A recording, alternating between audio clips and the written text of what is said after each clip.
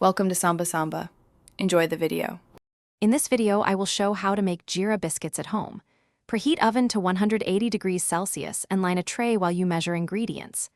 Start by creaming butter with salt, then add flour and roasted cumin, mixing until crumbly. Press with minimal handling, chill the dough, slice thin and bake until golden brown.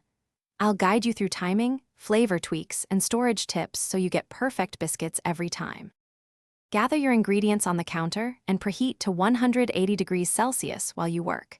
Use cold butter cut into cubes so it creates flaky pockets when baked. Roast cumin lightly for 30 seconds and crush for stronger aroma, then mix with the dry ingredients. Add chilled water 1 tablespoon at a time until dough just holds, avoiding overwork. Chill the dough for 20 to 30 minutes to firm up before slicing and baking. If you're finding this video helpful, please subscribe and like so I can keep sharing easy recipes.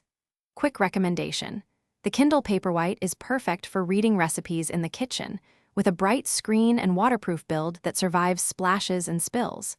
It fits neatly on a small shelf and holds thousands of cookbooks without taking counter space. Check the description for the link and other deals. Now let's get back to the video.